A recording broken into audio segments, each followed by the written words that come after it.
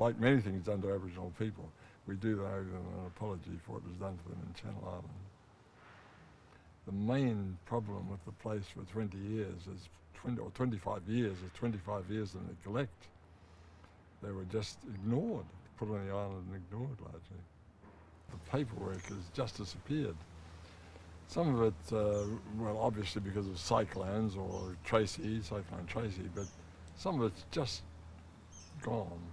And I wonder what the reason was. Either some of it wasn't there or it's rather embarrassing. I suspect it would have been different if they had not been indigenous, but it was seen as an indigenous disease. First of all, a Chinese disease and then an indigenous one, and they were at the bottom of the heap socially.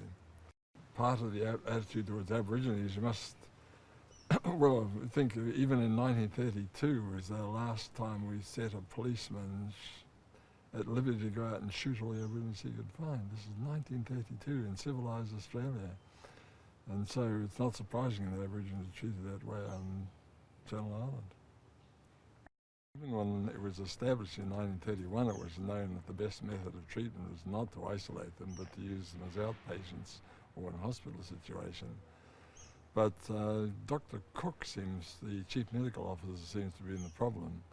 He could see that, he knew that, but he nevertheless thought, well, we'll go ahead and put them on an island.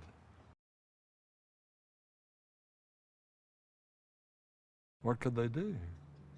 Just sit on a barren, hot island, one lacking trees then, which now doesn't now, of course. It's had half a century to grow trees again. But what could you do on the island? They did do things like fishing expeditions, sing songs and so on. We have records of those. But most of the time it must have been an incredibly boring existence. Some of them did try to grow their own gardens, but it was pretty hopeless. You've seen the island, it's just a heap of rock, really. And there's very few soft spots. And they did fish, but apart from that they could do nothing much to help themselves. It was then thought to be incurable.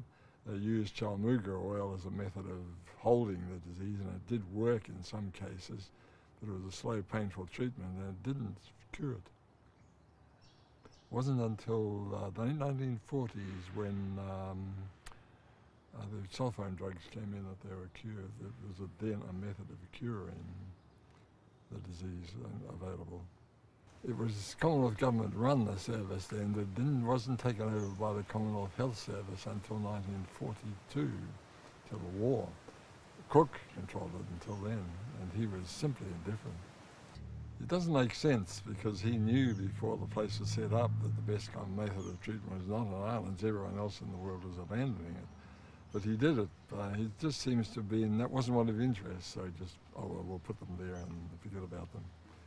And he did pretty well. Put them on a waterless island with an unsure supply position and nothing to do.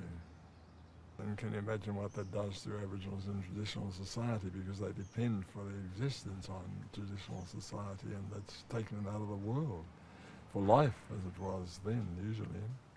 Why didn't more people attempt to escape? There were a few in 36, 37, 38, and there was a famous one in 1946.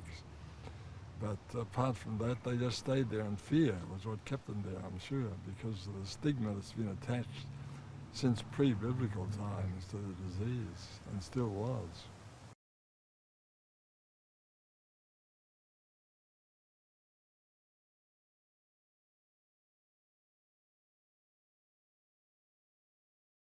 I think that changed things quite a bit, because he was the first European who had a positive attitude towards the situation.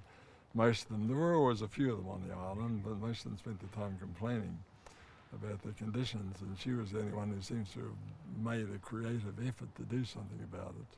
And I think she deserved the publicity, and she probably was instrumental in forcing people to have another look at it. The point that's always struck me about it is Cook's attitude. Why did he set the place up when it was already past practice elsewhere? I don't think there's anything there that's worth preserving, but there should be some sort of memorial set up, in my opinion, to it. There's up to 150 of them lying there unknown. There should be some sort of memorial. The island's never going to be used for anything other than the power station and the other half of it. And there should be some more of those people. Like many things done to Aboriginal people, we do owe them an apology for what was done to them in Channel Island. But what good will that do, I wonder? There's two feelings about that. You feel, yes, they owed an apology, but what good's that going to do the dead?